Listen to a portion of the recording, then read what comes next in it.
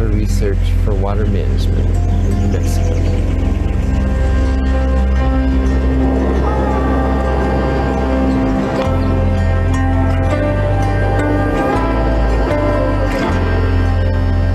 Water is life, and it's so important for every walk of life.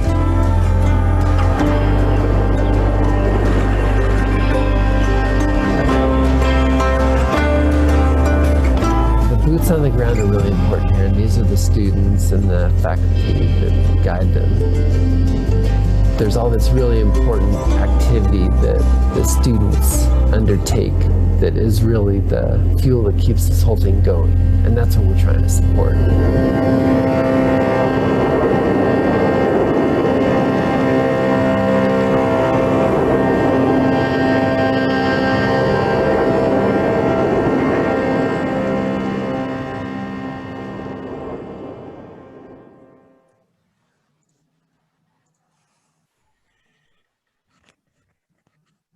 All right.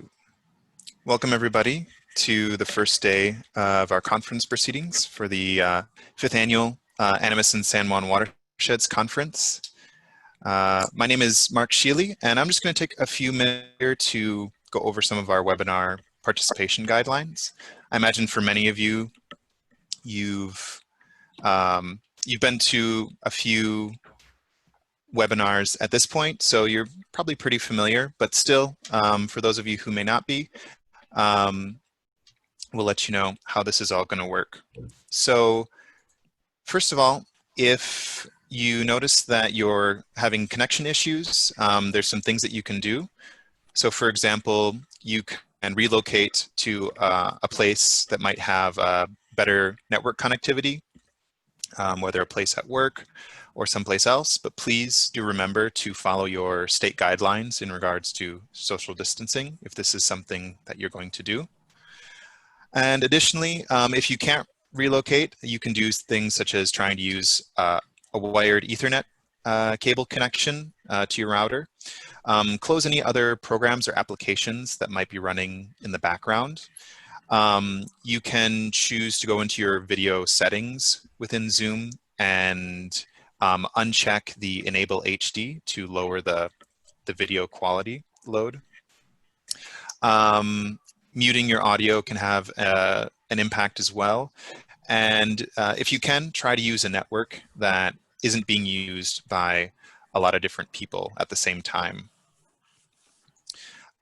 You can probably see this is your panel that you can view for this webinar. So for example, to engage with our wonderful panelists and presenters today, you have a Q&A option where you can type questions, and we'll either be able to write written responses or route your questions to presenters during our Q&A time.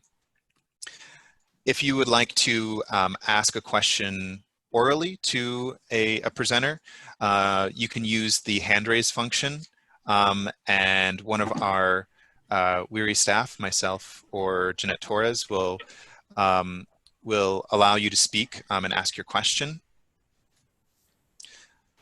And lastly, if you're having any other issues or if there's any other comments you want to make, you also have the chat box, which is always open, and we'll be monitoring that as well throughout the webinar.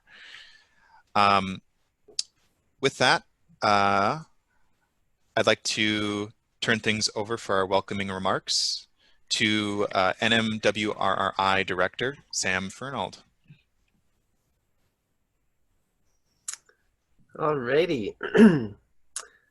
Well, good morning, everybody, and welcome to Watersheds Week. I'm just going to give a really brief intro on behalf of the New Mexico Water Resources Research Institute.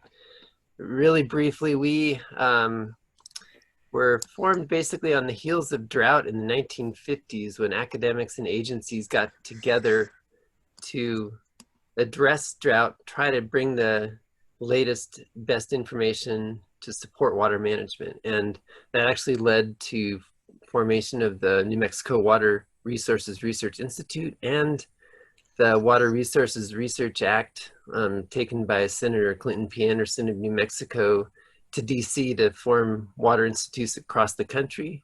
And we have a statute in New Mexico to serve the state of New Mexico for improved water management through research. And we really are focused on communities. We have projects on acequias trying to get data straight to the communities that will use the data for their on-site water management. Ranchers, how does water in the soil affect forage production? Watershed protection, how do we reduce erosion and runoff from watersheds for better water quality? And some of the innovation with agriculture, one of the biggest water users, how do we do, for example, in the Mesilla Valley, dual systems where we have the benefits of recharge of groundwater from surface irrigation, but groundwater pumping and drip for efficient water use. So these are the types of projects we're supporting through research. And we also have a community education and outreach function for communicating these results. So we have an annual water conference that'll be in October in Albuquerque.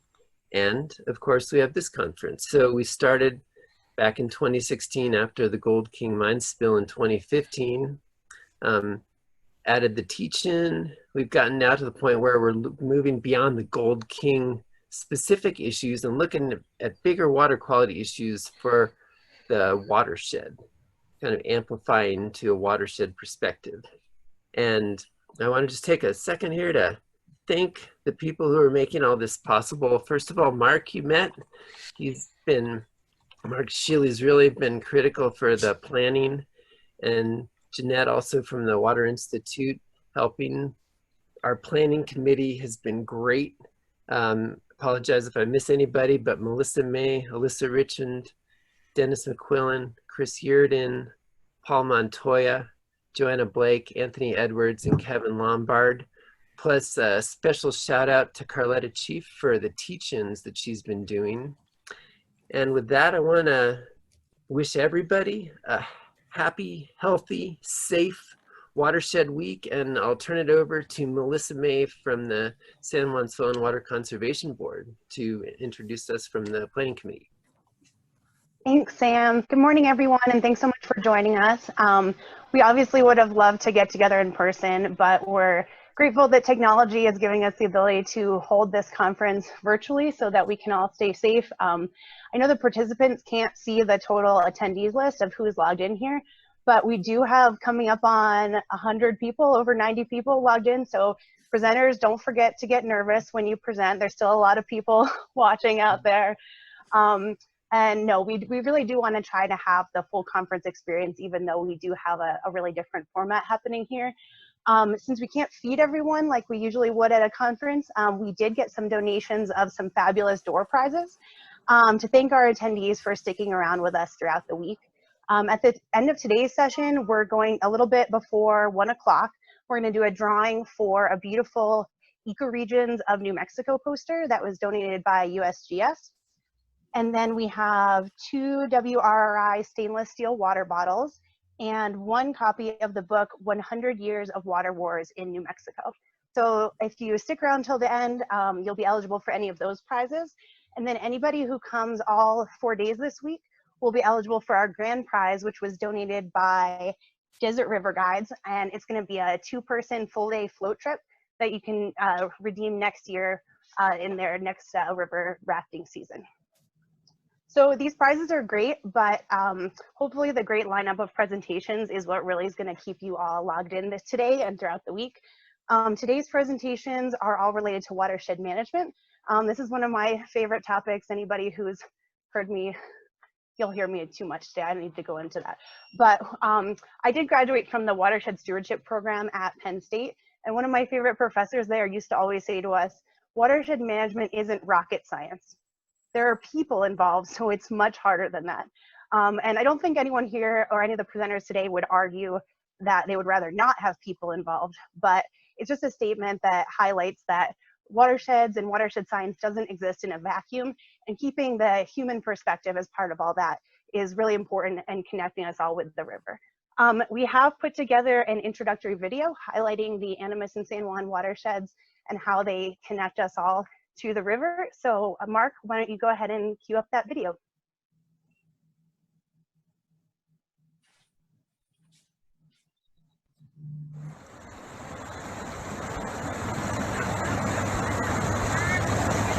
The Animas and San Juan rivers. These watersheds are a complex system. The headwaters of the Animas lie in the San Juan Mountains at over 12,000 feet in elevation, and the river tumbles down from there, traveling 126 miles through forests and high deserts to its confluence with the San Juan River at an elevation of 5,500 feet. The snow that melts in the watershed's high elevations eventually become the water that sustains all life downstream. The natural features of the watershed, combined with the many ways our communities rely on the river, create a set of unique challenges that both connect us and require us to proactively manage the watershed for the health of all its residents. The headwaters above the town of Silverton, Colorado, have a storied mining history dating back to the 1870s. The geology of the Silverton caldera attracted hard rock miners who called these alpine regions their home. But part of this mining legacy is the metal loading from hundreds of abandoned and inactive mines that adds to the natural loading that has always occurred in this mineralized area. While the communities of the Animas Valley were being established and growing in the late 1800s and early 1900s, the Animas River provided water for local mining and smelting operations, a growing agricultural industry, and its residents. The river even provided water for the steam engines of the Durango-Silverton Narrow Gauge Railroad, which still connects Silverton to Durango via steep canyons as the Animas winds its way through the San Juan National Forest.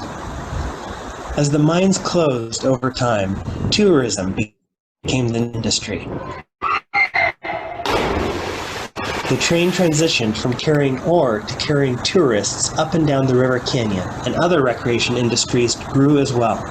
Now, the reach of the Animas stretching through Durango is famous for its whitewater rafting and kayaking, and for its gold medal trout fishery, not to mention the people who flock to the area in winter to ski on our future drinking water.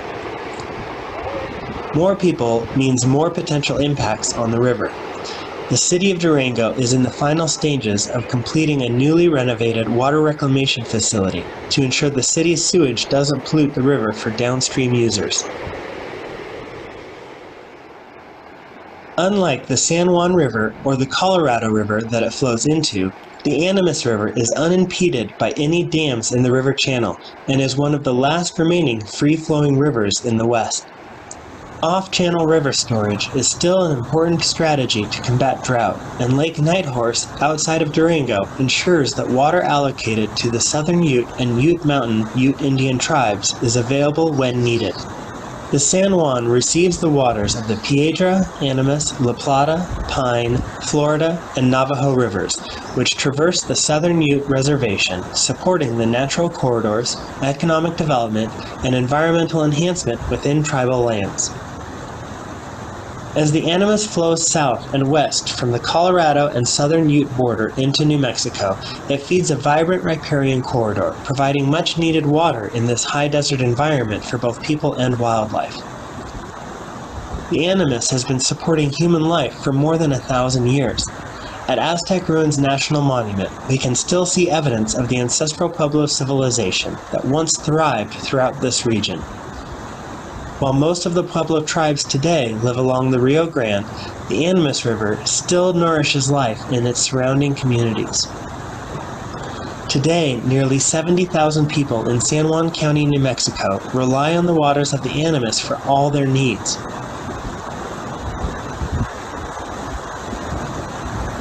A series of 18 irrigation ditches divert water from the river to farms throughout the valley and to fill drinking water reservoirs, which are the only source of water for the town of Aztec, and Farmington Lake, which provides municipal water to the entire city of Farmington.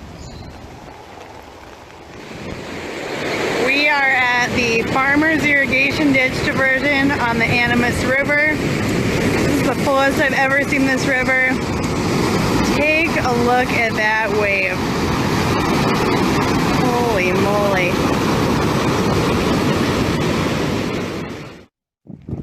The Animas River irrigates thousands of acres of farmland, pastureland, and even people's yards and gardens, and is a source of fishing, boating, and other recreation. The Animas River flows into the San Juan River in Farmington. In Navajo, this area is called Tota, meaning between the waters. The San Juan continues west into the Navajo Nation. Rivers are recognized as the source of livelihood and culture, which comes from both the land and the water. Livestock, corn, squash, melons, medicinal plants, and native foods are the foundation of survival, all of which require water to sustain continuity into the future. Water also plays a critical role in ceremonial life. The Navajo Nation also utilizes the San Juan River upstream of the Animas confluence in New Mexico. The Navajo Indian Irrigation Project diverts water from Navajo Reservoir to a large agricultural operation irrigating over 70,000 acres of an elevated plain south of the San Juan River. Navajo Agricultural Products Industry, or NAPI, is one of the largest contiguous farms in the United States. On the San Juan River's traverse north toward the Four Corners, it also passes through the Ute Mountain Reservation, where water plays a central role in the cultural practices of the tribe and its relationship to the natural world.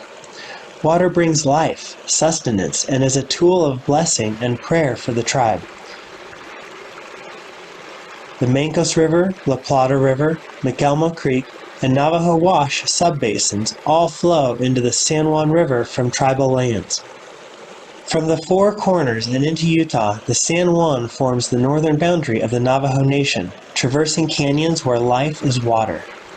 This ceremonial importance is balanced with the river again becoming a popular recreation destination as rafters float the canyons and give way to bigger boats at the confluence of the Colorado River and Lake Powell. From the headwaters of the Animas to the San Juan's confluence at Lake Powell, the rivers pass through 3 states, 3 tribes, 4 counties, 3 of which are named San Juan, and 10 municipalities, not to mention 3 separate EPA regions. Legacy mining, forest and timber management, farming and ranching, drinking water, recreation, and ceremony are just a few of the reasons our communities value the rivers and are connected in our responsibility to care for them.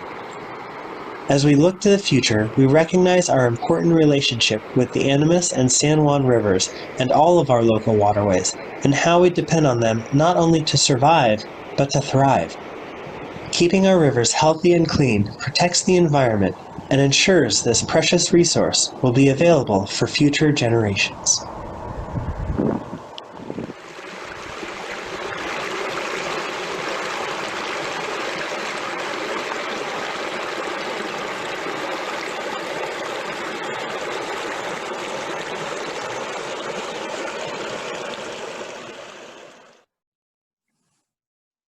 I hope you enjoyed that video. I did just post the link in case anyone would like to watch it in the future. It's on YouTube.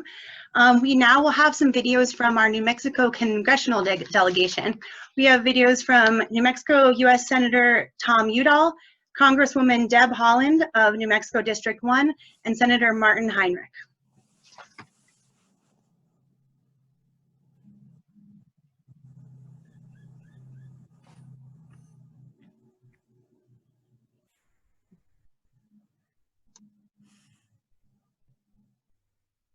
Thank you for having me speak today. I know that these are uncertain times, but I'm glad that we can still come together to discuss the work ahead. Water is a precious resource in New Mexico and the Southwest.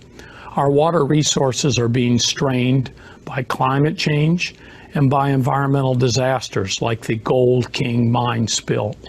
These disasters have long-term impacts. They continue to hurt our communities.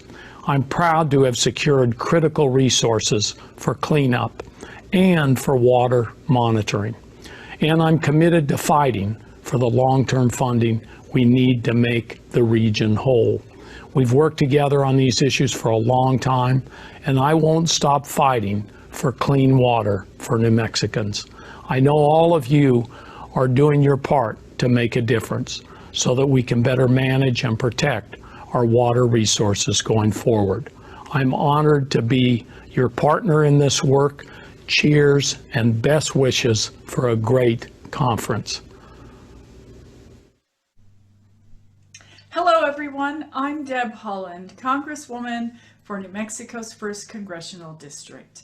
I'd like to welcome you, all of you, to the 5th Annual Animas Watersheds Conference hosted by New Mexico Water Resources Research Institute. Thank you for a few moments to share some words at this year's event. I know that we're living in tough times right now, but it's not going to stop us from highlighting the need to address the crisis of the environmental and water quality conditions of the Animas and San Juan rivers. Everyone deserves to have safe water sources, but this community is suffering at the hands of historic mining and the Gold King mine spill of 2015.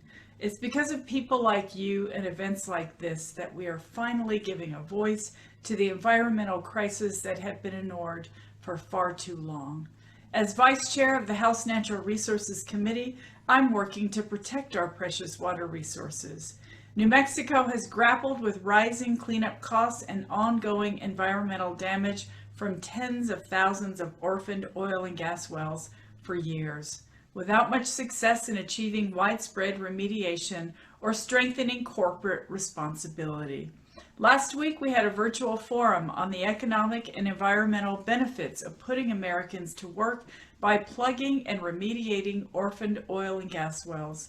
We heard from experts and will begin to make progress on this front. The work you all do is imperative to keeping our water safe for our communities, and I want to thank you all for your commitment to ensuring proper river management and community involvement. I'm proud to support your good work. Thank you. Hello everyone, Senator Martin Heinrich here, and thank you to the New Mexico Water Resources Research Institute for continuing your work to protect what is our most precious resource. It's now been 5 years since the Gold King mine spill. Important work remains in monitoring the impacts of that disaster on both the Animas and San Juan rivers. But I am pleased that you're broadening the focus of this conference to include a host of other important issues in managing the health of these watersheds. The Navajo Nation and communities in northwestern New Mexico have experienced some of the most difficult impacts of the COVID-19 pandemic. This public health emergency has only reinforced how important it is for all of us to have access to clean water and clean air. Managing water in the Four Corners region requires cooperation across state, tribal, and local government boundaries. This cooperation will become only more important as we confront mounting challenges stemming from the climate crisis. Thank you to all the researchers and the policymakers who are diagnosing problems and coming up with solutions. Please continue to think of me as your partner in this incredibly important work.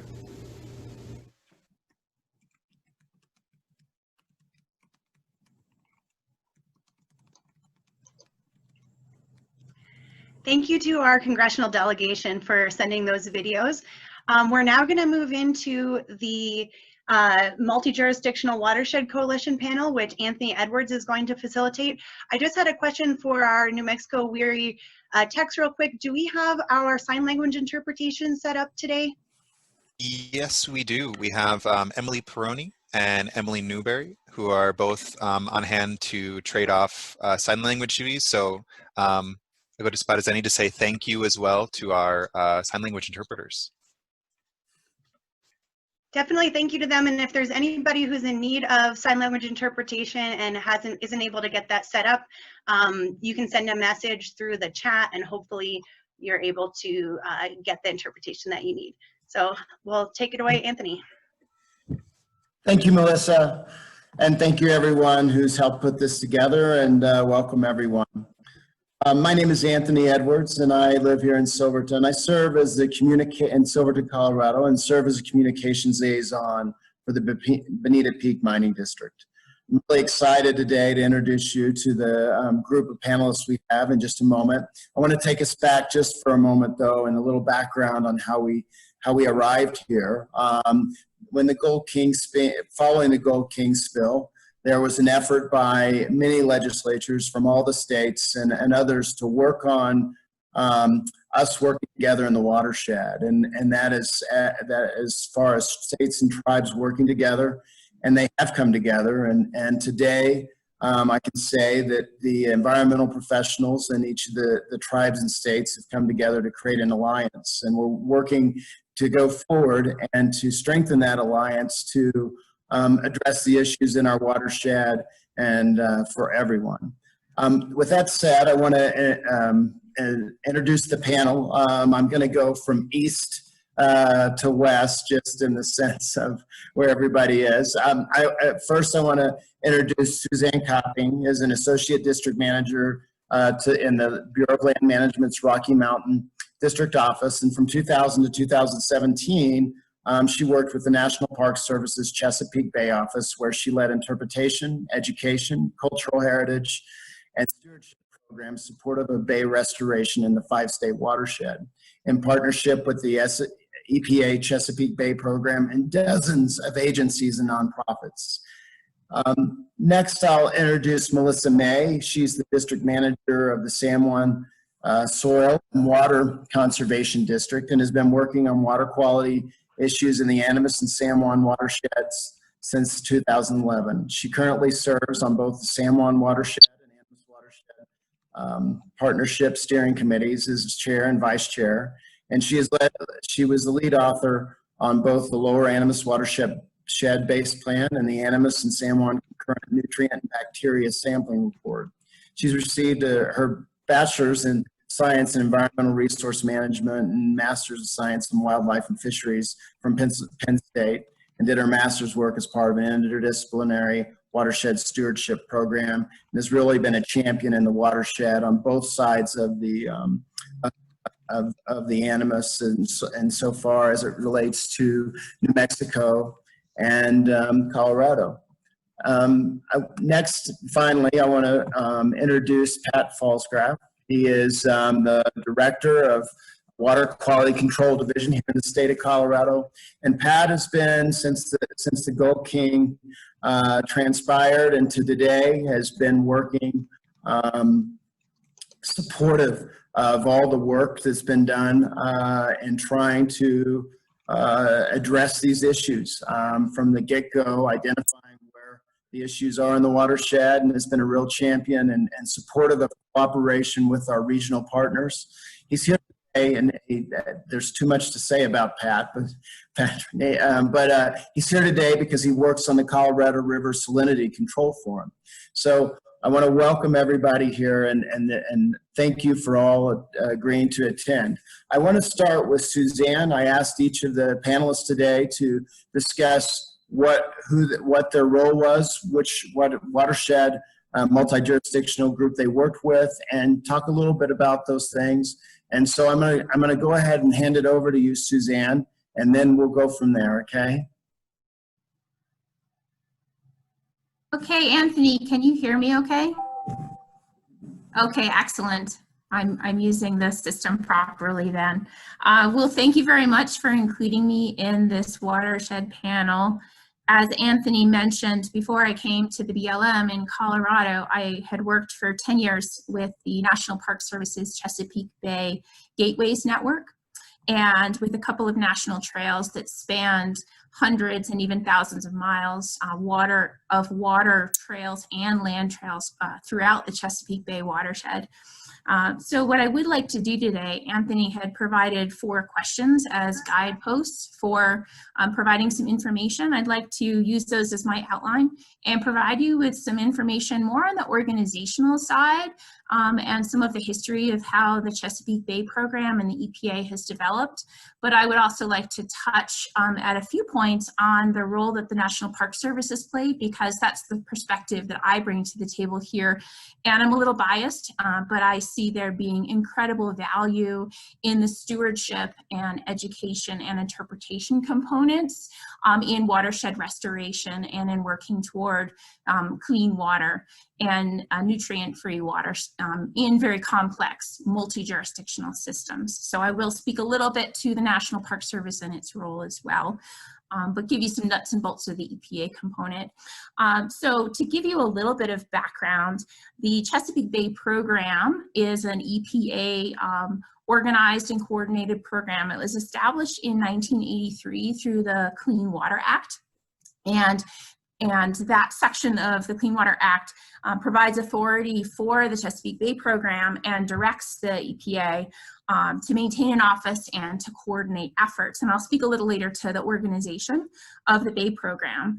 But what's super important about the establishment of that program is there was incredible legislative support throughout the 70s and into the early 80s that started with the Maryland and Virginia delegation, and later expanded over the decades that followed into Pennsylvania, into New York State, and finally later on into West Virginia and the District of Columbia.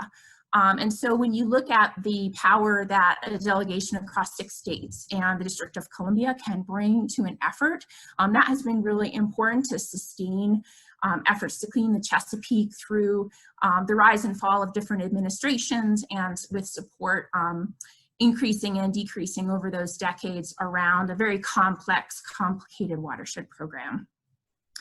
The goal of the Chesapeake Bay program and the cleanup effort is to achieve clean water to specific nutrient standards by 2025. As they are getting a little bit closer to that time frame, the 2025 is continuing to look a little bit further out. So that's really one of the major challenges that they still face, is with increasing populations. There are 17 million people in the Chesapeake Bay watershed. That development and population continue to be some of the biggest complicating factors for that effort. So the EPA does receive somewhere in the neighborhood of, depending on the year, $60 to $70 million. 2/3 of that is reallocated to the states and to local jurisdictions through a number of different grant and regranting programs, some competitive and some non-competitive. And there is a Chesapeake Bay Commission which advances policy at the federal level, state and local levels, and that commission is also a key factor in the organization of the Bay program itself. And I would encourage you afterwards to go to chesapeakebay.net and to the Chesapeake Bay program website, where they have an excellent website that provides a really good organizational chart that will explain to you even further how the legislative components and the federal agency components, the state components, and then the local and nonprofit components all work together and facilitate cleanup of the Chesapeake Bay according to some very specific technical scientific requirements, as well as stewardship goals. For example, reaching X numbers of students in the public school systems, for example, getting those students out on the water, for example, and helping them to connect with the Chesapeake. So keeping in mind that the Chesapeake effort has been going on for 40 years now, there's been quite a lot of evolution and advancement and complexity since the early 1980s in how the Chesapeake program has evolved. And that is one thing that, when you look at the model of the Chesapeake, is something to keep in mind as you're thinking about components that might translate to the West, is there is quite a heavy federal component, which can work in the East Coast. And you may want to think about how that model works well in the West, and how that model might be tweaked in the West as well. One thing that has been successful is, if you look at the Chesapeake Bay Commission and the policy advocacy they're doing, they're advocating for dollars in the federal appropriations budget to go to the Department of Defense and to go to and to go to NOAA, and to go to the EPA, and to go to the National Park Service, et cetera. So over time, there has been quite an alignment of different federal agencies around Chesapeake cleanup goals. And that takes a really long time. And there is also always a balance between the level of bureaucracy that creates and also the advantages of that capacity all aligning and working toward common goals. So please do take a look at that website. And also please feel free to ask some more specific questions as I go through this. I know I only have, say, 5 to 10 minutes max, and I fear I'm already going to go over that. So I would say, to answer Andrew's question about what benefits have been derived from a multi-jurisdictional watershed approach, certainly the cross-jurisdiction agreements. And with, I don't really want to rattle through the 1983 agreement and the 2000 and Chesapeake 2000 agreement and the 2010 agreement and Obama's 2014 executive order. But you'll start to see a trend that there are a lot of agreements that take place that renew commitments to Chesapeake Bay cleanup over time, and each time they bring in new partners. And they bring in new commitments, to where we started with a 2-state Chesapeake watershed initiative, Maryland and Virginia, and then added Pennsylvania and New York and West Virginia and Washington, D.C. And the coalition has grown from there over the years. I would say the unified political support and the governance structure of the Chesapeake is an interesting one to look at further in terms of how these organizations can work together individually on specific legislative initiatives or governance initiatives or scientific initiatives or stewardship initiatives, work separately and then come together to ensure that they're all aligning with each other and reaching the different audiences that they're trying to reach, to rally people around a cleaner Chesapeake and less and lower nutrient flows, et cetera.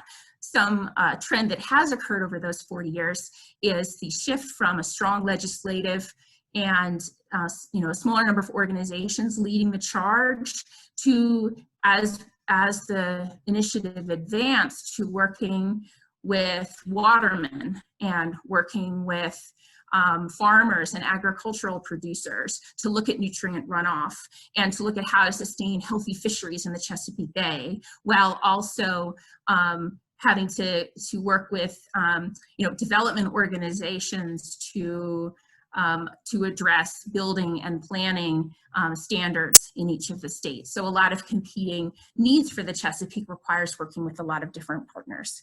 What the program has been able to do is align capacities around water quality, around fisheries and habitat, and also to grow a larger stewardship effort.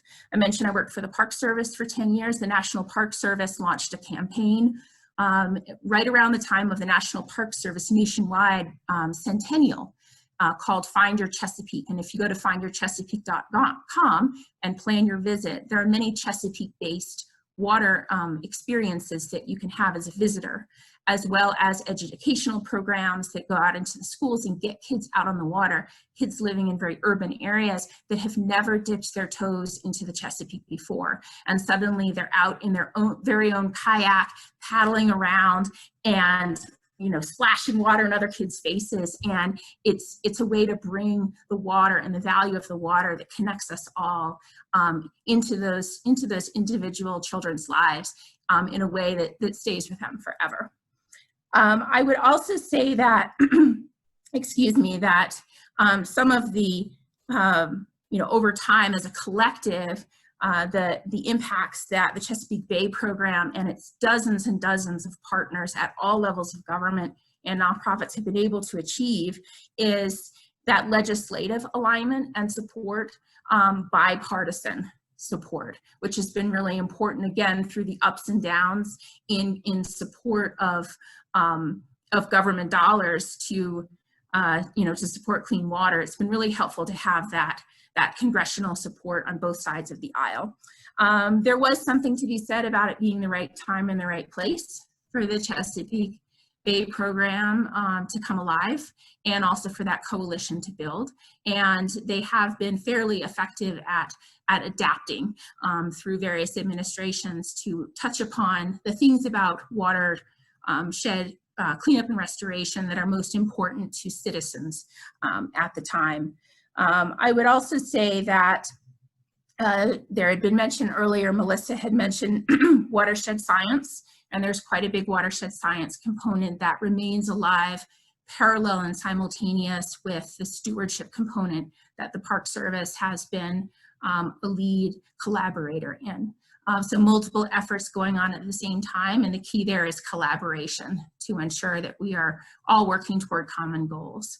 I think with that, I will stop here, and I look forward to any questions that people have.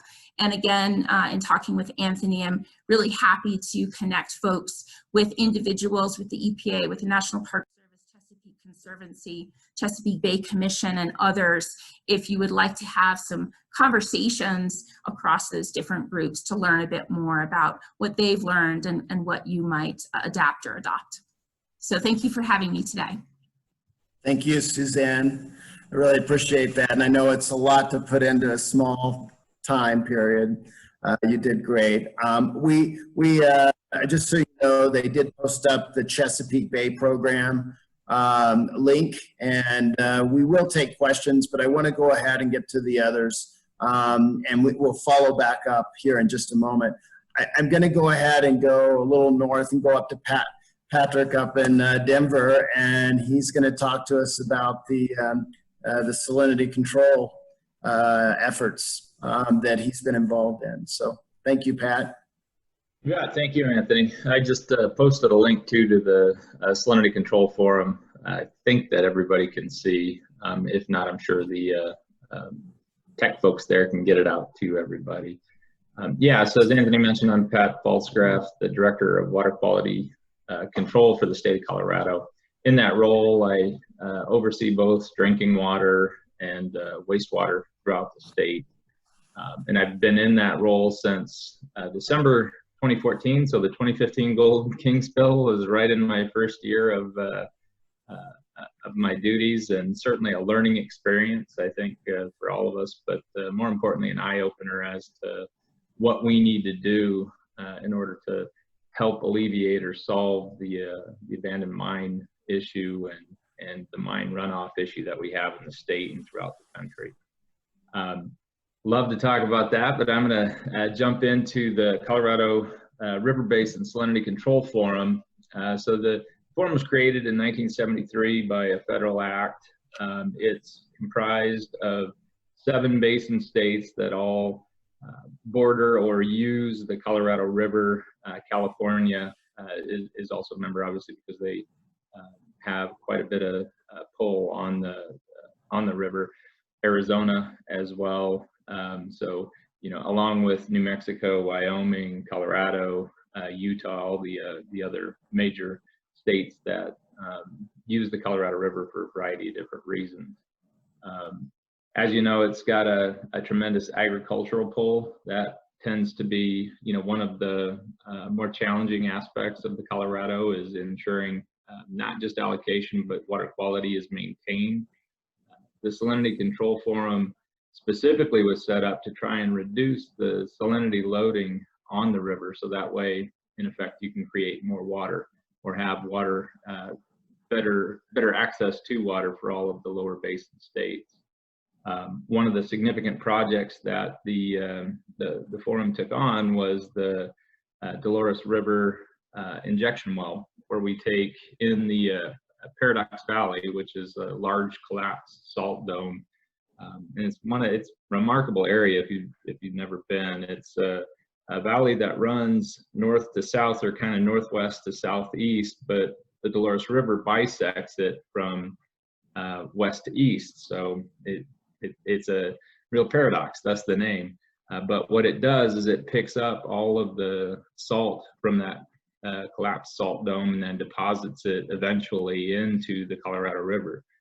So we use the forum process to be able to set up a funding mechanism, largely through power credits that are on the Colorado River through the various dam projects that it has, to have, you know, a funding mechanism, a continual funding mechanism to allow for the reduction of salt through this injection well which is just a deep injection well into the subsoil in Paradox Valley, as well as agricultural projects and other water conservation projects to try and retain, as much water in the river as we can, as well as improve the quality. One of the beauties, I think, of the forum is that it's comprised both of water resource experts as well as water quality folks such as myself.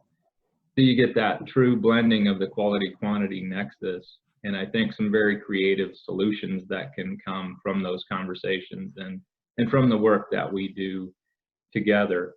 Also, I think the strength of having, the 7 states that we do being Western states, we all have a common interest. We all have scarcity of water. We are all, both looking at increasing populations and infrastructure challenges. And I think it really does lend itself to a high quality of work.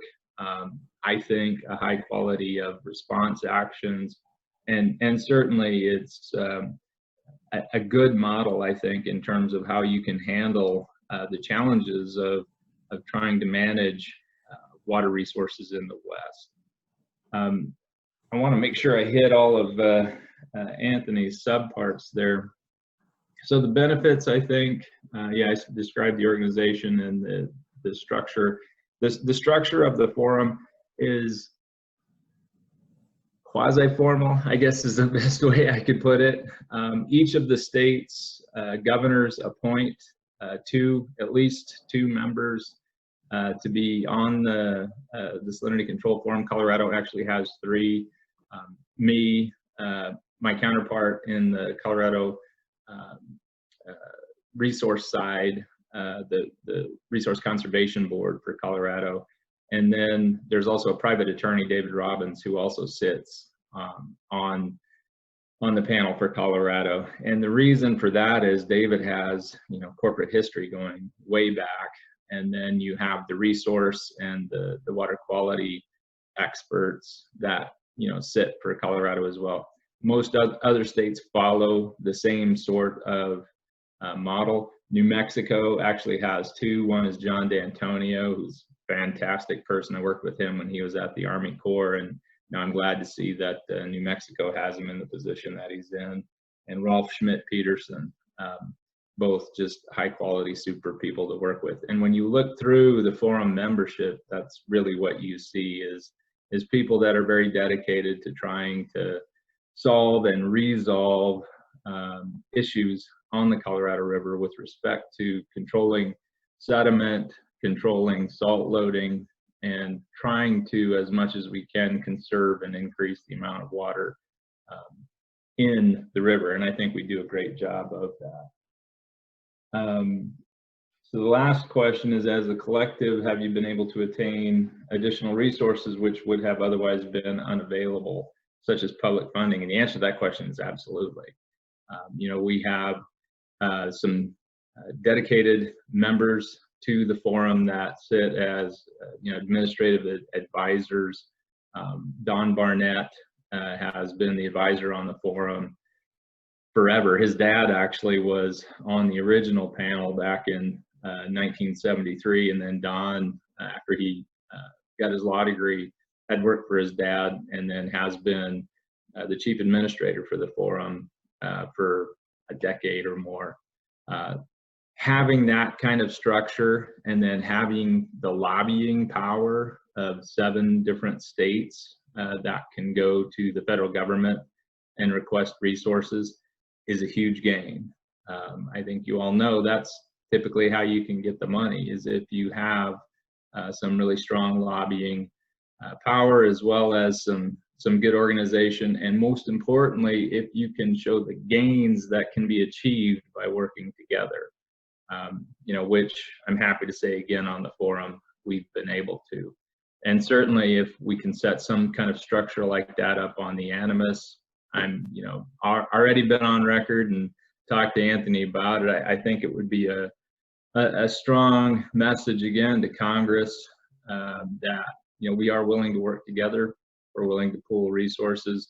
We're willing to take on the challenge of acid mine drainage and try and, as best we can, come up with solutions. So I think you best do that in a collective, and certainly Colorado would be happy to be part of that.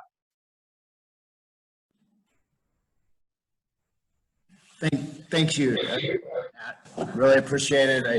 I appreciate you mentioning the interaction between those interests that are in water quality and water quantity coming together. I think that's just really key, particularly out here in the West, that we come up with collaborative solutions. Okay, I'm going to go on to Melissa. Melissa, take it over. Sure. So I'm here today representing two different community stakeholder groups that work in the Animas and San Juan basins, the San Juan Watershed Group and the Animas Watershed Partnership. So Animas Watershed Partnership actually started off as the Animas Nutrients River Work Group, which was a subcommittee of the San Juan Watershed Group back in 2002. But both of those got started out in the early 2000s when New Mexico Environment Department and other water quality agencies found increasing problems with nutrients and bacteria in the rivers.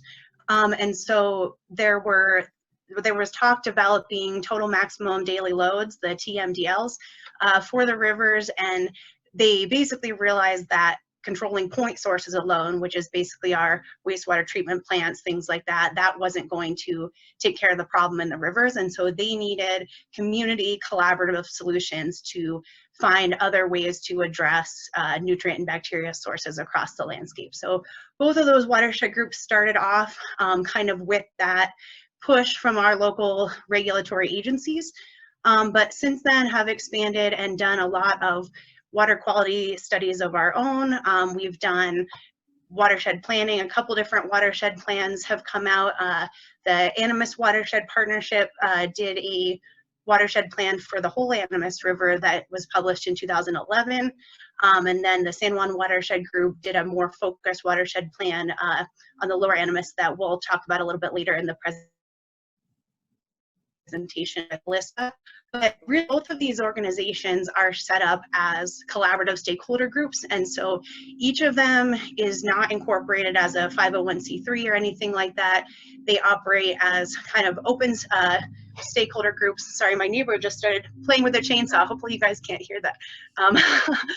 But the, sorry, just getting distracted there. Both of them have steering committees that are voluntary. One of the reasons that we decided not to incorporate either of them into nonprofits is because of the number of professionals and agency representatives that participate, and a lot of times people are hesitant to sign on to a nonprofit board or something like that if they're getting paid to be there in their day job with a government entity, and then it can create conflicts of interest and things like that. And so both groups have decided to remain informal, but then use a fiscal agent to hire staff and get projects on the ground, that type of thing. And right now, the San Juan Watershed Group has a more informal structure. Their meetings are held monthly, and anyone is welcome to show up at the meetings, vote. There's no real membership, anything like that. They have a 5-person steering committee that really just started, I think, about 2 years ago. Before that, there was no steering committee. It was just all consensus based on who showed up to the meetings. The Animas Watershed Partnership is very purposefully multi-jurisdictional. So they have a 10-person steering committee with 4 representatives from Colorado, 4 from New Mexico, 1 from the Southern Ute Tribe, and 1 from the Ute Mountain Ute Tribe, to ensure all the jurisdictions of the Animas River are covered on the steering committee. And then within the representatives from Colorado and New Mexico, for each of those states, there's 2 seats for citizens and 2 seats for government representatives. And so that ensures that you have hopefully people with the political clout needed at the government agencies to have access to funding and kind of the decision-making power, but then you also have people that are citizens of the watershed that are representing other interests. We've recently had members from Trout Unlimited represented pretty frequently on the steering committee, and just people who are concerned citizens in the area. And so that's been a really cool setup in that the setup of the steering committee guarantees that you have different voices in the room. I would say that we have, with both groups, kind of set up our structure as community watershed groups in order to access specific funding sources. And so the 319 program under the Clean Water Act is pretty much designed for voluntary conservation practices that improve water quality across the landscape. So that's something that both of those groups have really taken advantage of. San Juan Watershed Group has a really close working relationship with New Mexico Environment Department and their Surface Water Quality Bureau, and we've had a string of those grants, and so that's been a great funding source where it's all based on voluntary conservation. And so we don't do anything regulatory. We leave that to the people that at a higher pay grade than us, but we basically are structured to do win-win projects, and we're doing a lot of outreach where you don't necessarily have the funding to do a project in every single part of all of your jurisdictions to keep everyone engaged all the time with an on-the-ground project, but you can do that with outreach and education. And so that's something that both of our groups have put a lot of stock into, is participating at community events, having email lists, that type of thing, to keep people in the loop about different water quality related projects that are going on. And so that's like pretty much our bread and butter, is win-win projects that we try to keep everybody engaged based on we're all citizens of the same watershed. Okay, everyone, I think we're about to get started again here. You can't get rid of me yet because I'm still in the next presentation, but I'm going to start out introducing my co-presenter, Alyssa Richmond. Alyssa is the program coordinator for the San Juan Watershed Group, based with us in Aztec, New Mexico. Originally from the Appalachian Mountains, Alyssa received her bachelor's degree in environmental science from Davis and Elkins College in West Virginia, with an emphasis on sustainability studies and geographic information systems. Through her experience in natural resource management at the National Park Service at both New River Gorge National River and Chaco Culture National Historical Park, Alyssa specializes in riparian ecology and invasive species management. She looks forward to continuing watershed planning efforts in the Four Corners region for years to come.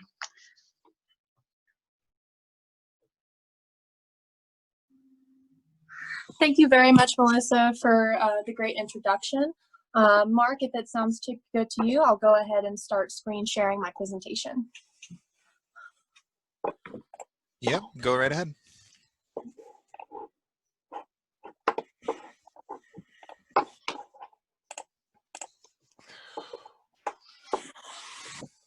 All right, if everyone can see everything on the screen.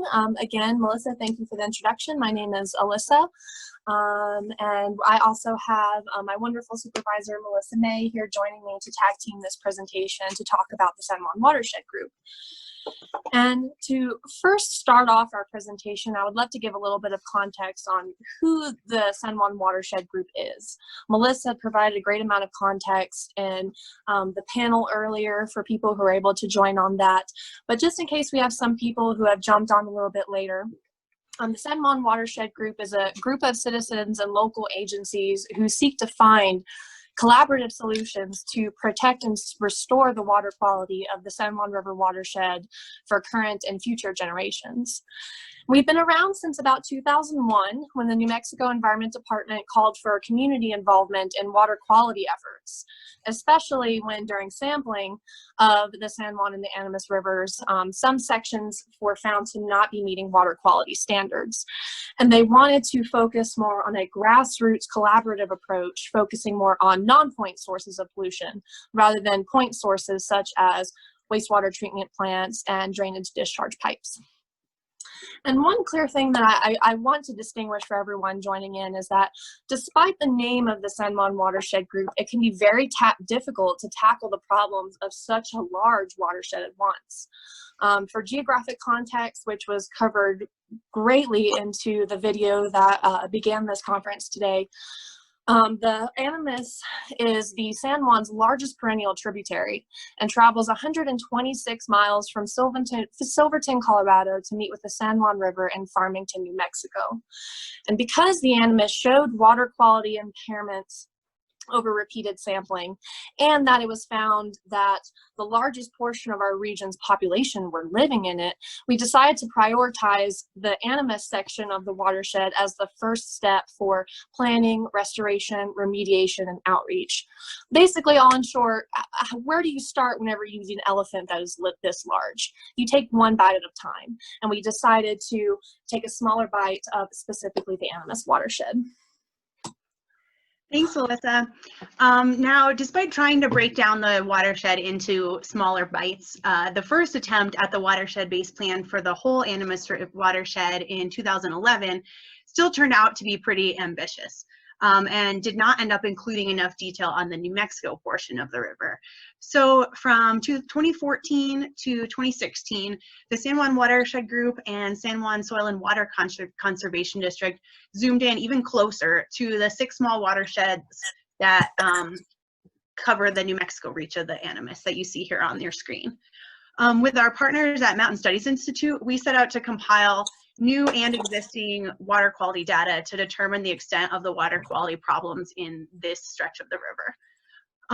From there, we used a combination of land use analysis, local knowledge, and outreach within the community to determine the likely causes of the undesirable conditions in the river. And by extension, identify the types of actions that could be taken to abate these sources of pollution. One of the most important steps, which we'll discuss in a little more detail in a minute, is the work that goes into prioritizing potential solutions for implementation. Potential projects have to be matched with a variety of factors, such as community and stakeholder values, available funding, landowner buy-in, and how easy they are to implement, amongst other things. And then once projects are implemented on the ground, they need to be monitored to see if that type of project is effective and can or should be used elsewhere in the watershed. The plan is then updated and the process repeats itself. Monitor, plan, implement, monitor, plan, implement. To show you how this works in action, Alyssa and I will walk you through a few examples of problems and projects identified in the Lower Animas Watershed Base Plan, which have now reached the implementation and monitoring stages. So how do we identify water quality impairments? One of the best ways is through regularly scheduled baseline sampling conducted by state agencies like New Mexico Environment Department's Surface Water Quality Bureau. They analyze the available data and determine which stretches of the river are not meeting their water quality goals. Because water pollution is not always as visible as it is in these pictures or as it was during the famous Gold King mine spill, regular monitoring is the best way to keep track of water quality. We'll hear more about New Mexico Environment Department's most recent sampling in a presentation later in the conference by Chris Barrios. But showing here, this map shows all of the impairments on the New Mexico reach of the Animas as of 2018. The Animas, the San Juan, and the La Plata rivers are all impaired for E. coli bacteria, which is the purple squiggly line you see on there. And because all of these reaches within our jurisdiction are impaired for E. coli, that's one of the main pollutants our group has focused on. So I presented on this in past years, but I'll give a short summary for people who may not have attended these conferences before. Basically, our baseline monitoring identified the bacteria problem, but we didn't have enough information to figure out the actual sources of this fecal pollution. So we conducted a microbial source tracking study. From 2013 to 2014, we collected bacteria samples and tested for the presence or absence of gut bacteria that's specific to different host animals. So humans, ruminants, and birds shown in this graph here. And the graph shows the number of, the percent of positive samples that we had for each of those 3 categories at 4 sites along the Animas and San Juan rivers. Bacteria from birds, which is shown in blue, was present in about 1/3 of the samples. Ruminants, which is shown in red, and that includes cattle, goats, sheep, deer, and elk. Those had fecal material present in over 90% of the samples at all 4 sites, so definitely a contributor to the bacteria problem that we're seeing. But the really big surprise was how frequently human source bacteria was found, shown in green. Over 90% of the samples on the on the San Juan River were positive for human, and about 60% of the samples on the Animas. And Alyssa, can you click one more time there? Great. So this second graph shows the concentration of the human fecal marker that we are measuring at 5 of the sampling sites. More recent research by EPA has put a benchmark of about 4,200 copies. So that black line you see across the bar graph there is at 4,200. And so that marker is a benchmark for when beaches are closed to swimming in California. And so obviously we don't have beaches quite the same as out there, but our sampling sites at the state line and in Farmington, the averages were close to that, meaning that some days it was probably higher than that benchmark. But our sampling site, the Hogback, the averages were over 5 times that benchmark. So very concerning concentrations of human bacteria there. And why is that a big deal? With human fecal material comes the concern of ingesting human-hosted pathogens that could pose a health risk for swimming and other activities where river water might accidentally be ingested. So not really a risk you want to take when the community is trying to encourage more recreation on the river. So we then use the patterns found in the microbial source tracking data to infer which source activities were most likely contributing to the problem. For human sources, the activities that made it to the top of the list were faulty or improperly installed septic tanks, as well as potential illegal dumping of septage or RV waste. And for the ruminant sources, the most likely source activities included livestock with unrestricted access to riparian areas, as well as grazing on irrigated fields. Okay, and so now that an important point in prioritizing the projects is that just because we have the water quality data doesn't mean that the projects will magically plan themselves. And this is where that quote I gave earlier, that watershed science isn't rocket science, there's people involved, so it's much harder than that. This is the slide that really tells that story. We sort of were operating under the impression that our projects would magically fall into place once we had the water quality data, and it's really not like that. So in the Lower Animas watershed plan, we ended up going through a prioritization process where we prioritize the projects based on the biggest watershed improvements at the lowest cost, willingness of landowners, needs of the community that overlap with water quality goals, which is what this table here is getting at, our available funding sources, complexity of the project and other partners needed for success, partner resources and available staff time, and finally, projects that are publicly visible or most likely to inspire changes in values and behavior.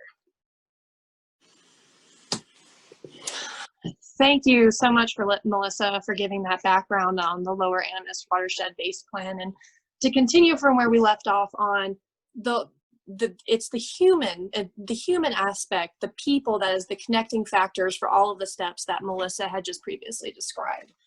And one of the most important parts of watershed planning process is bringing everyone connected by this resource to the table to find common grounds on solutions that meet multiple benefits.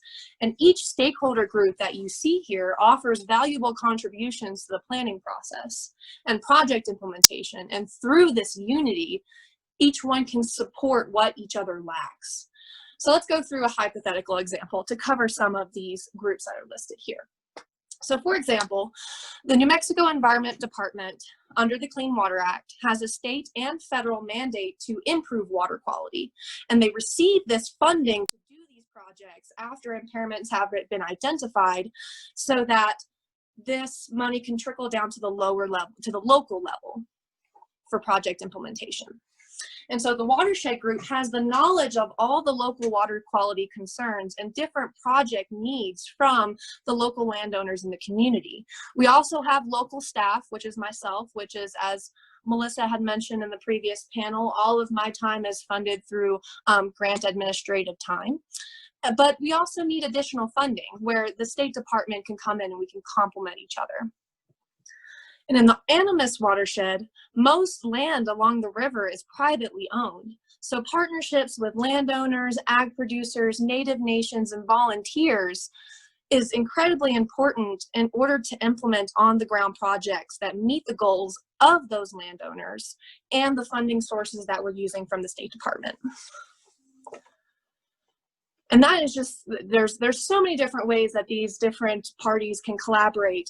But overall, it's really important to find the overlapping values, the priorities and resources among all of your stakeholders. That is the best way to plan a successful project.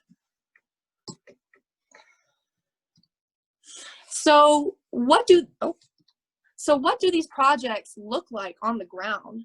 It can be really easy to see the data and to see the need for change, but to make it real on the ground, what does that look like? And so through the watershed planning phase for the Animas, the section of the Animas along Ruins Road in Aztec was identified to have bacterial impairments. So we looked a little bit deeper on the landowners that are along that road. Mr. Paul Bandy is one of them. He is a cattle rancher along Ruins Road, and he grazes about 300 head of cattle on a 47-acre field every winter. And until this project, the cattle had open access to over 600 feet of the bank, which was quickly degrading the bank, which you can see in the picture with prior construction. Sorry, guys. Mr. Bandy had past success with erosion control projects elsewhere in the ranch, which promoted a good working relationship with the watershed group. So there was trust involved and landowner gung-ho on starting this project. We contracted a local hydrologist to design the redirection of the irrigation runoff off of this field through a newly shaped bank along this 600 foot of the river that will guide the runoff through native vegetation along this newly shaped bank to biofilter the water before it re-enters the Animas. And in essence, you are using the plants to filter out the nutrients and bacteria that we're seeing through our water quality sampling. And through this group effort, this project went incredibly smooth, except for the COVID canceling our plans to have the Navajo Prep high schoolers help out plant cottonwood trees along the bank. And now that the fresh cottonwood poles are planted and the high flows this season, the hydrologists and all the partners on this project are anticipating that this bank that you see here on the right hand picture will become a jungle that will take over the bank in no time. And again, as I'll be talking more further, these projects are a long-term commitment, so we will be monitoring over the next few years to see how it settles.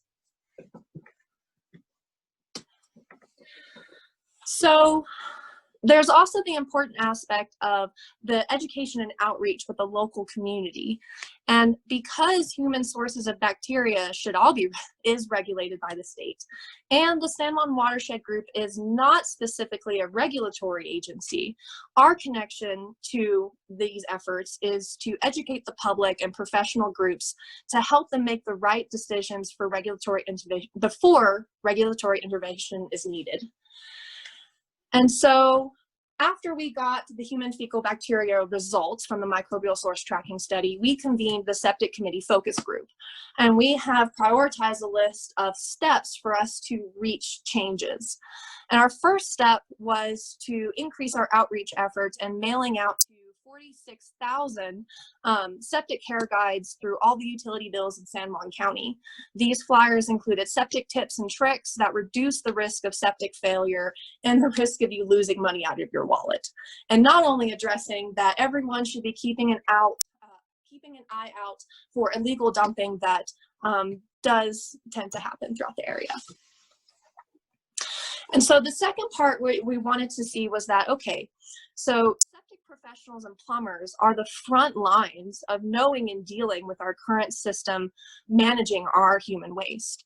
And so bringing these stakeholders and these professionals with this one-on-one knowledge is incredibly important to bring them to the table through the planning process. And we are currently in the process of consulting with these professionals to hear their concerns and recommendations for activities and projects and outreach that could expand this list that you see here.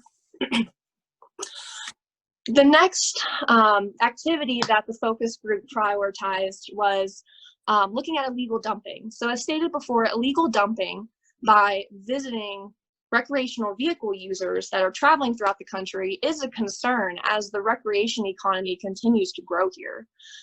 And so in an effort to focus on the infrastructure that is already here, we actually found that there are 9 legal RV dump stations existing throughout San Juan County, but only 2 of them had proper signage to indicate that they existed to travelers in the area. And so we are currently, another action is to process all of the installing dump station signs and install them in all participating locations so that the public has a better knowledge and guide of the existing infrastructure and abating potential dumping occasions. And then so, you know, again, looking at the bigger picture, we want to have these steps that lead into an overall goal. And so the longer term goal that the focus group for the watershed group has identified is implementing a septic cost share program for folks who get financial support on having their septic tanks maintained or replaced.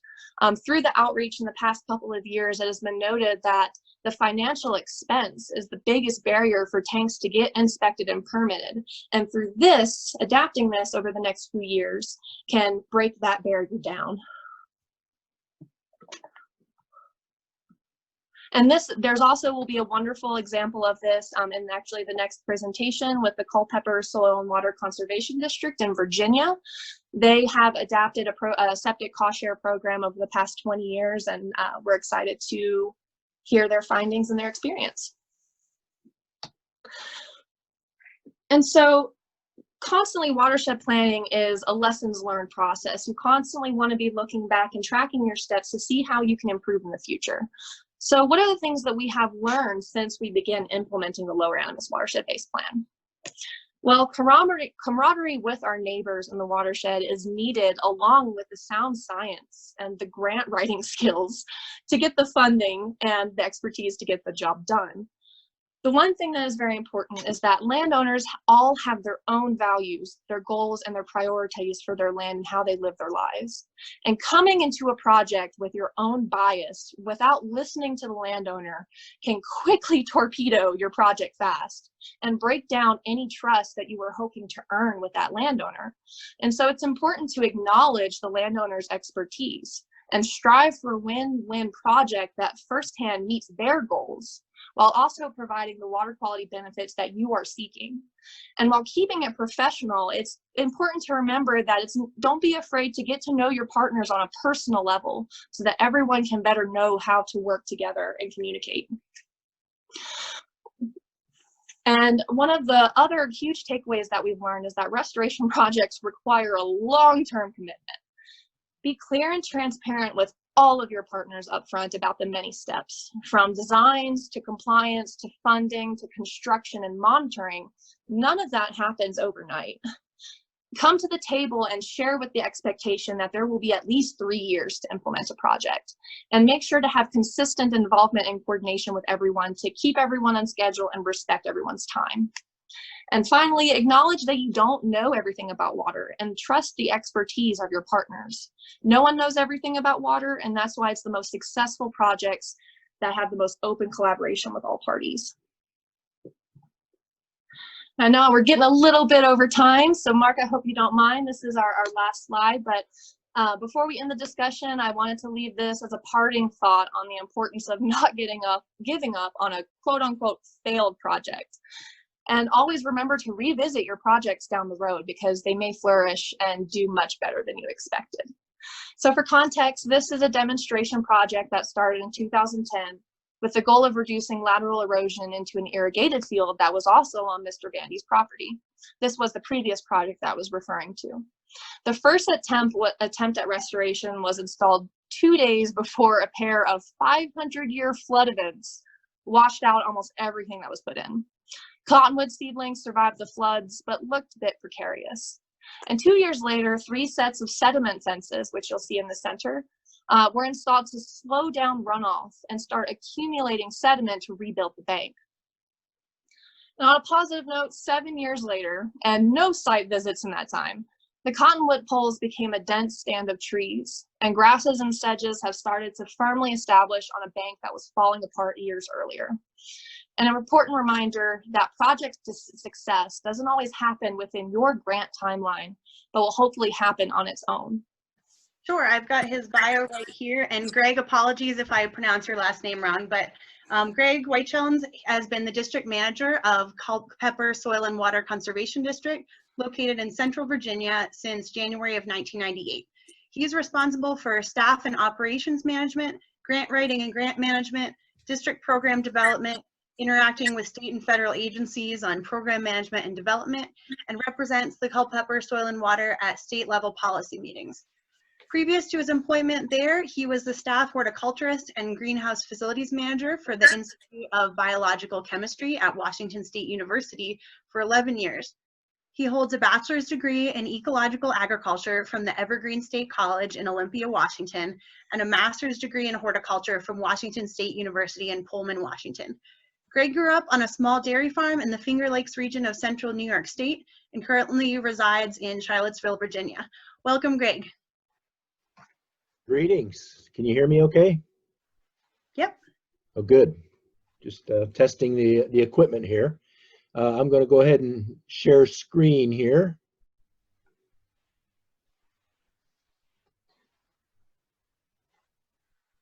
Well, it doesn't seem to be happening.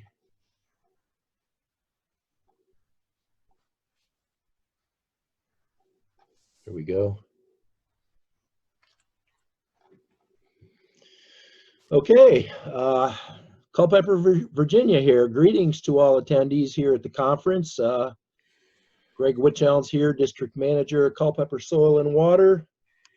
Several months ago, Alyssa Richmond, the San Juan Watershed Group Coordinator, contacted us inquiring about our program here. And she and I emailed back and forth and got on the phone and talked for a while, and I shared a bunch of documents. Probably the most significant was the Virginia State Manual for the 319 program. And then later she circled back and invited us to contribute to today's conference. So that's how I ended up getting here today and speaking to you all. We certainly appreciate the invitation and the opportunity and hope you find it informative and useful. And at the end of the presentation, you'll see my contact information for anyone who wants to needle down deeper on any particular topic, and I include some of that information along the way. So what I thought I'd do, since we are some 2,000 miles to the east of the San Juan SWCD, is do a little setting of the table, so to speak, just to help inform the story a little bit, and then I will cover origination and development of our program and highlight current status.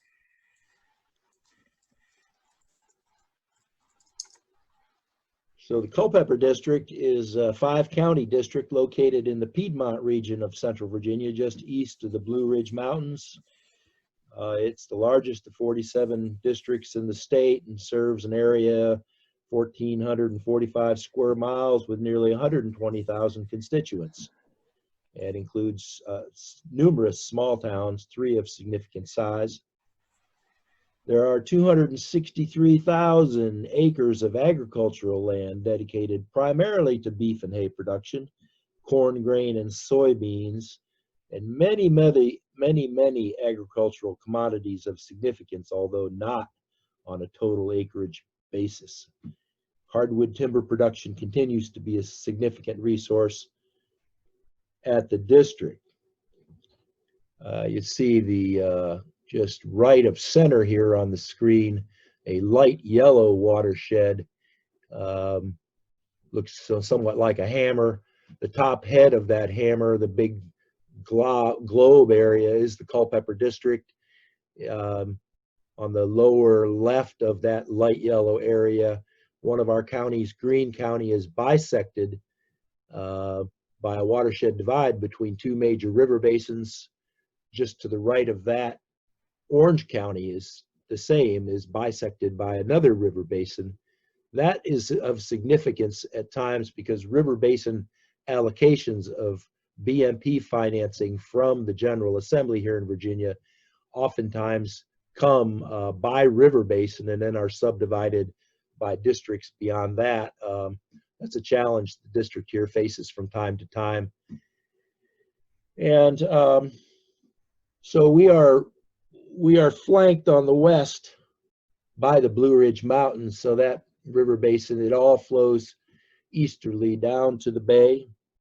The bay is an estuary that has received for many years and will continue for many more very significant state and federal pressure and attention for restoration. Nitrogen, phosphorus, and sediment are the three pollutants targeted by modeling efforts towards the restoration, and that's pretty much regardless of land use. Currently, agriculture is considered the primary contributor to the non-regulated, non-point source pollution loading, and as such, this district, with its large area and large agricultural component, has a very robust agricultural cost share program, most recently of several $1 million per year. That's funding provided from the Virginia General Assembly to all districts in Virginia. A little bit of a fuzzy, closer look at that. Three river basin, 5 counties. So within the aforementioned river basins, there also exists many smaller watersheds that do not currently meet Virginia's surface water quality standards, primarily E. coli exceedances in the Culpeper District, but more frequently as of late are identified benthic impairments. The first benthic TMDL was just recently completed, and the implementation plan is under development, or actually will soon start. The two primary E. coli sources modeled for reduction by TMDL efforts are livestock fecal matter direct deposit into streams and adjacent pasture runoff, and secondly, ailing and failing residential septic systems. Many of these small watersheds have completed TMDL implementation plans, and the district has active implementation grants from both state and federal sources. And what you see on the screen here now is 4 different colors of 4 different implementation plan areas that have active grants with the Virginia Department of Environmental Quality. Typically over the years, they've included money for staff funding, agricultural BMPs, and the residential septic program. More recently, due to changes in the core state BMP, ag BMP funding and how that program is structured, the 319 ag BMP money has become less relevant, and we don't really seek that currently. We just seek the residential septic. So that's a real brief look at some geography here, and what I thought I'd do next is flip the page and talk about a little bit about the geography of funding. In Virginia, the Water Quality Improvement Fund, which I'll probably refer to several times later as WQIF, is Virginia's premier funding mechanism from state government. It funds many, many things, point and non-point programs. It receives revenues from various sources. One of its sub-funds funds our state ag BMP cost share program and technical assistance, or program delivery funding, it might be called.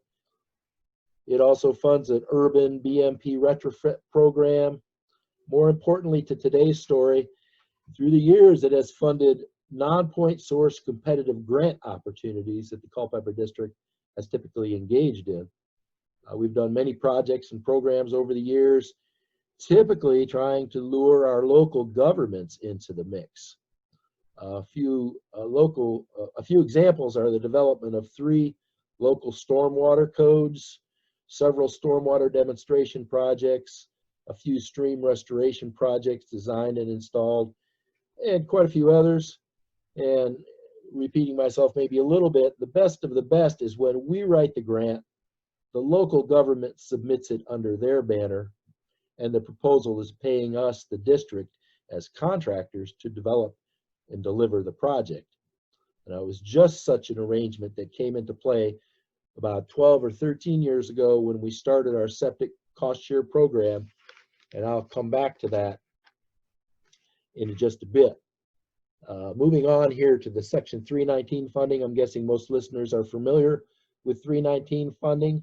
The district has sought out 319 grants for roughly 12 years and has been reasonably successful. And as shown on the previous slide, we have 4 active areas, and hopefully there'll be 1 or 2 more areas coming into play in the next couple years. Not quite sure what impact that's going to have on the current ones. Implementation plan development is a necessary prerequisite to engaging the 319 funding, and in Virginia, implementation plan development is a state mandate. It is required that it happens here.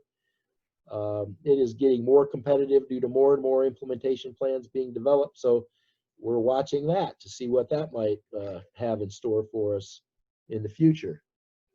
Moving down the list there, our locality funding is not specific to BMP funds, but it is used as match funding to attract the grants, and it is used for staff support funding and overhead support.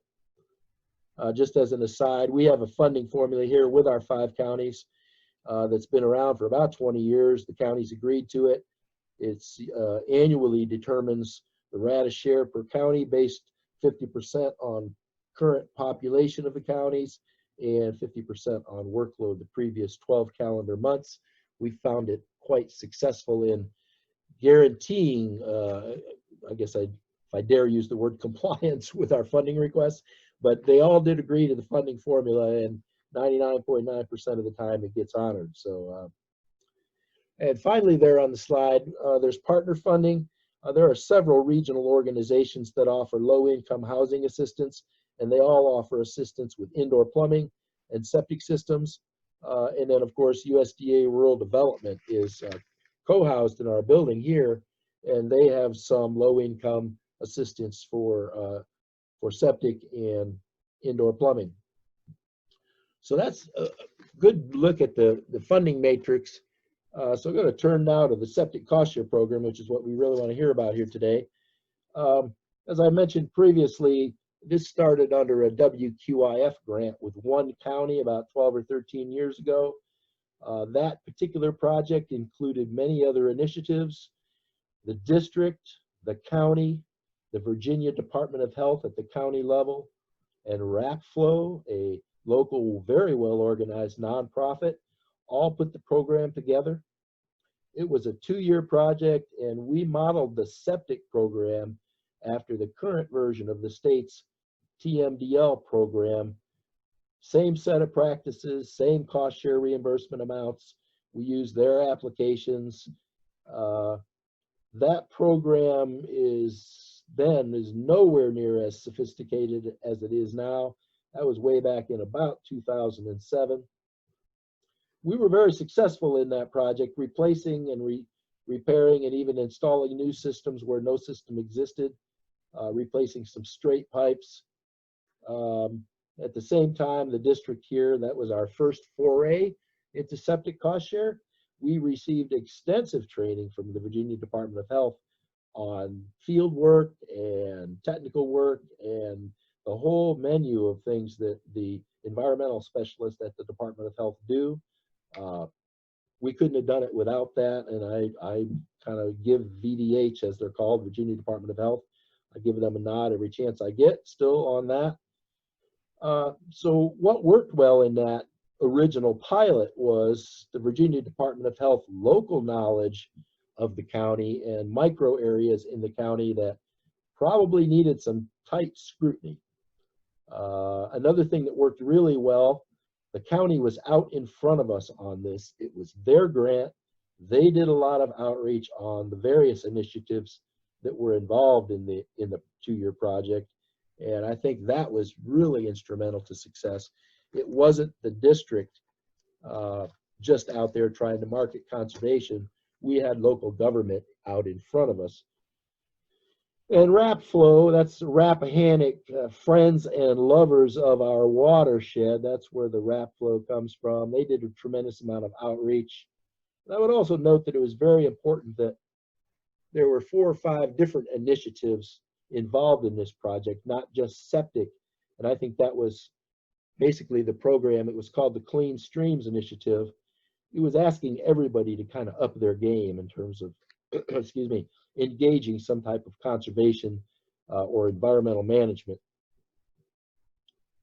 So during that same time frame, that 2-year grant project, on a little bit different branch of the district here, so to speak, we were encouraging the state agency to move forward with development of implementation plans in our region for the TMDLs. Many TMDLs had been written, which, you know, as most of you probably know, it's a federal requirement. And because of the state requirement for the implementation plans, we wanted to know how we could get involved and get their attention. And we were successful. And I'll just say on a side note that I wasn't a personal friend, but I had known the TMDL program manager for many years. And I asked him what it would take to get his or his program's attention in our 5 counties. And he said, typically what they looked for is they wanted to see some level of commitment from local government. So they knew there was more than just the conservation district out there waving a banner or a flag. And so we worked on that, you know, kind of in the margins of all the other things we do to get local governments doing some of these demonstration projects. And we showed the state agency that, you know, we had local government's intention. So at about the time the first pilot 2-year WQIF grant was sunsetting, lo and behold, the first implementation plan was being completed. And it was almost the same watershed area, and it was almost just like a Cinderella story, you know, just a perfect fit, the perfect timing. And so we just moved on, and that original project became a 319 implementation project. It's been renewed several times with additional 2-year grants. There's been some other grants that came in along the way, and because we were reasonably successful, we've managed to get those other implementation plans on the ground and under grant. So that kind of brings us up to the current state, where about 3.5 years ago, another WQIF competitive grant program came along. And one thing that the district did not have to add to those 4 implementation areas was everybody else in the district was not eligible for a residential septic cost share program. And we certainly heard about that. So another WQIF opportunity came along, and we submitted a proposal to make the assistance available to all of those areas in the district that currently were not eligible for any type of funding we had. And it's important to note that many of those areas had completed TMDLs but did not have implementation plans. And so we were successful in that. And then even after that, one of the other projects under that grant program never got off the ground. And because we had been successful, we were able to get a couple extra $100,000 come our way to continue on. And we are hopefully, from Greg's desk anyway, about 2 weeks away from ending that grant project. It's been a long haul, and I hate to see it go, and I hope we find a replacement for it. We expect that the 4 implementation plans will continue on for a while. So we're waiting to see what the future looks like there. What you're looking at there is a cover of a trifold brochure that, you know, we had many brochures along the way for the various implementation areas, but once we had all of it in place, we just went with one.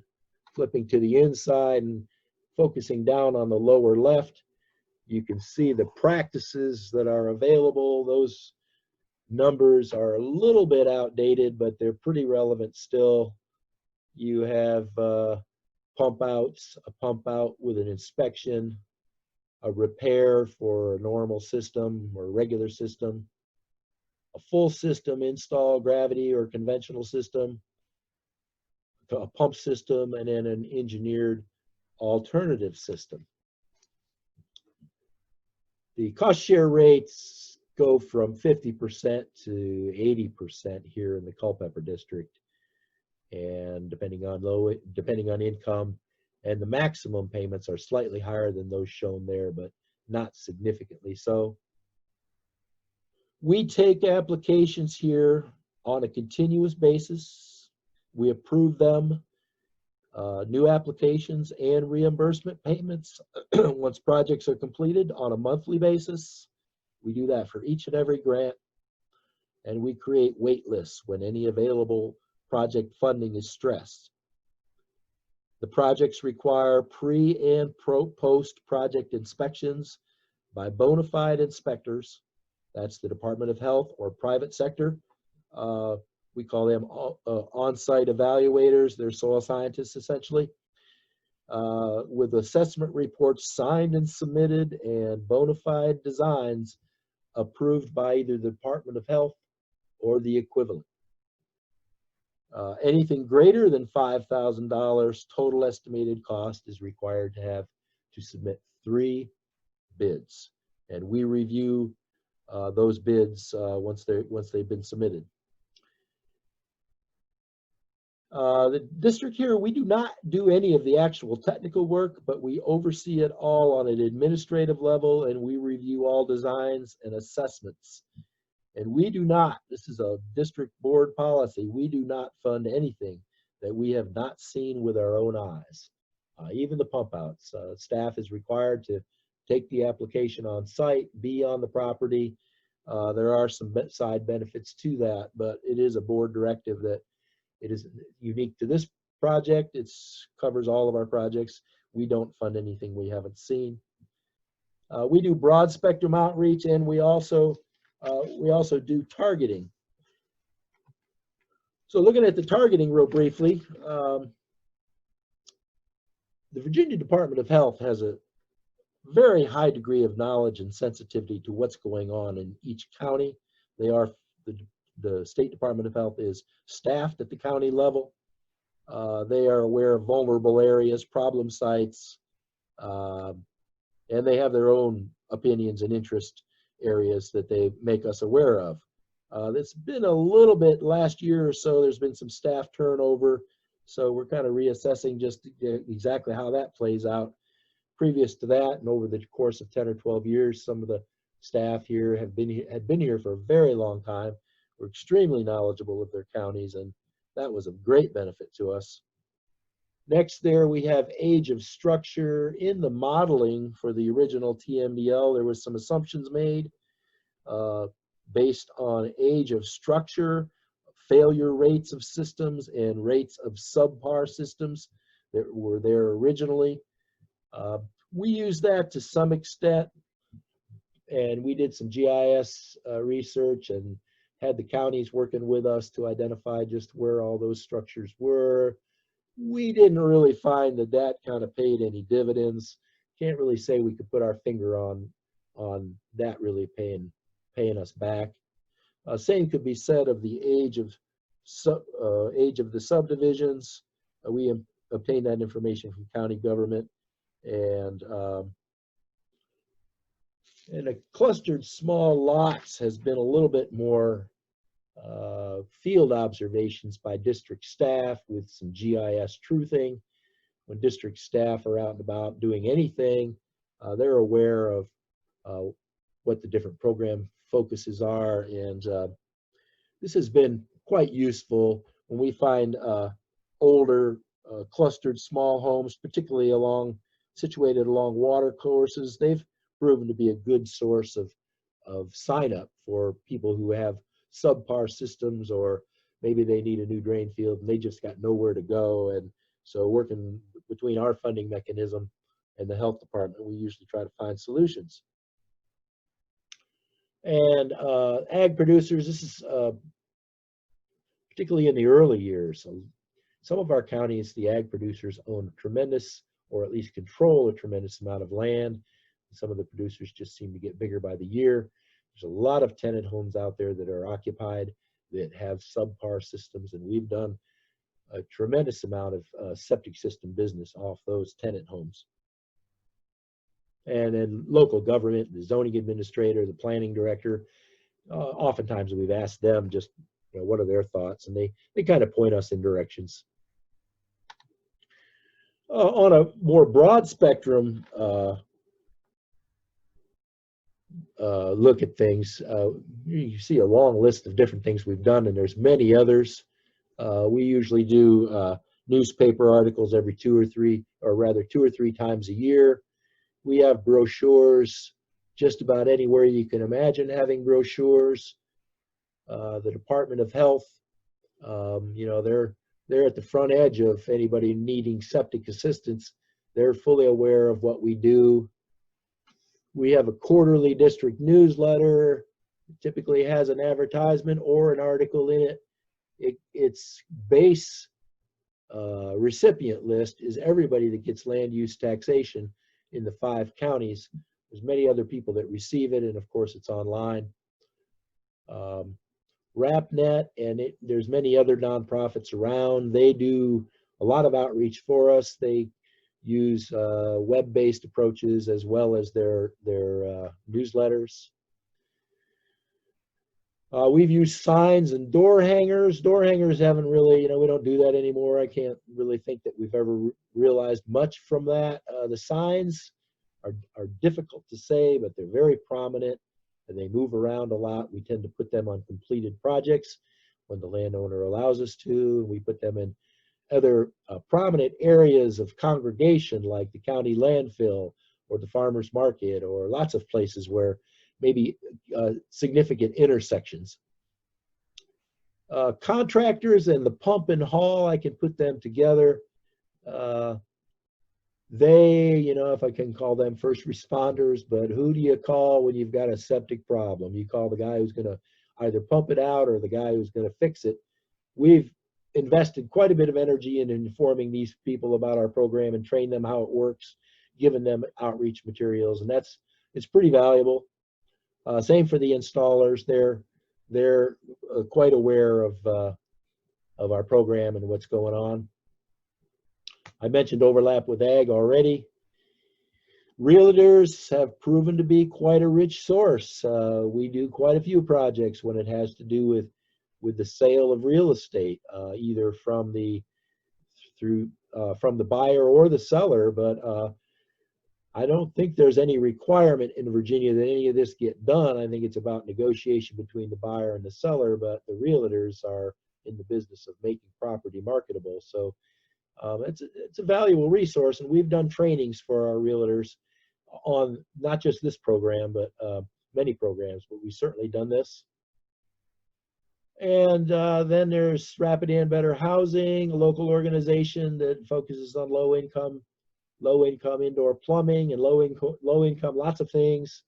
All of the others there, and there's others that I didn't list, do the same sort of thing. They're focused on low income opportunities for improving the quality of life. And then yard signs. This is one of our signs. This is a 2 foot tall by 3 foot wide. It migrates around after projects, and as I said earlier, we put it in prominent locations. It's pretty durable. We devised a way to put it up with some posts that is pretty no muss, no fuss, and it's wind resistant, most importantly, so we're not chasing them around the countryside. We're looking at a display that also migrates around this particular watershed. This is one of the IP watersheds in Madison County. This covers agriculture and septic, and we tend to move these around county government, post offices, schools, farmer co-ops. So wherever they'll let us put these things up, we do. They're pretty easy to mass produce. So here's some results. We've had 3 federal delistings of impaired stream segments in one of our implementation areas. This actually turned into an official EPA success story. Those stream segments are no longer on the impaired waters list. In a different watershed, we had 1 state level success story. That's my language, notable progress. It's a state level Department of Environmental Quality mention. And I kind of brushed up against this earlier, and I'll go back to it now, this last bullet. One of the side benefits of having a residential septic cost share program, besides the water quality benefit, is we engage a tremendous population that we never engaged before. And we engage them on a lot of different fronts. And the septic cost share program, even though it's there on its own behalf, it also opens the door to a lot of conversations. And there's a lot of people in the district. I always have to scratch my head when people say they've never heard of us. I'm thinking, we've been around since 1939. And if you haven't heard of us, my own opinion is you haven't been paying attention. But we still hear it, but there's a lot more people that do know who we are now, and that's a good thing. So there's me and our website. Again, anybody who wants to follow up on anything, on any topic, I'm an email away.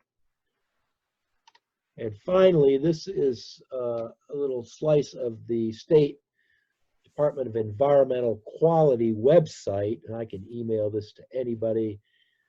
About center screen there, you'll see under NPS BMP Manual, FY19 NPS BMP Guidelines. That is what I shared with Alyssa Richmond earlier, and maybe some other things, but we're an open book here. If anybody wants to contact us on the residential septic, there's probably many things I haven't mentioned. So I'll entertain any questions there might be. So for our lucky 4 participants that are out there today, as I mentioned, or as Melissa mentioned at the beginning, we have 4 items that we'll be giving away today. We have our 2 NMWRRI stainless steel water bottles. We have an Ecoregions of New Mexico poster that was graciously provided by USGS. And we'll also be giving away another copy of 100 Years of Water Wars in New Mexico. So during our last session, we did our randomized drawing of participants that are here on the line. So for our first water bottle, we have that going to Carmen Rodriguez. If I can see a little hand wave or a little raised hand. Okay, Carmen, thank you so much. We'll be following up. Okay, good to see. We'll be following up with all of our prize winners to get their mailing information so we can send these off to you. For our second NMWRRI water bottle, we have Ryan Schmidt. So congratulations, Ryan, on your water bottle. Let's see here. For our Ecoregions of New Mexico poster, we have that going to Abiodun Adelaide. So congratulations. Oh, I see that raised hand. Congratulations, and thank you for sticking around. And for our copy of 100 Years of Water Wars in New Mexico, we have Marcel Gastambide. So congratulations, Marcel, and congratulations to all of our prize winners thus far. We'll be giving away more prizes throughout the webinar series.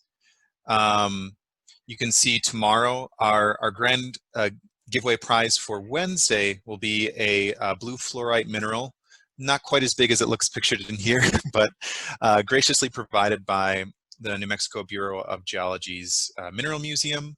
And as Melissa mentioned as well at the beginning of our webinar session today, on Thursday we'll be holding our grand giveaway prize of a full day float trip for 2 that was provided by Desert River Guides of Farmington, New Mexico.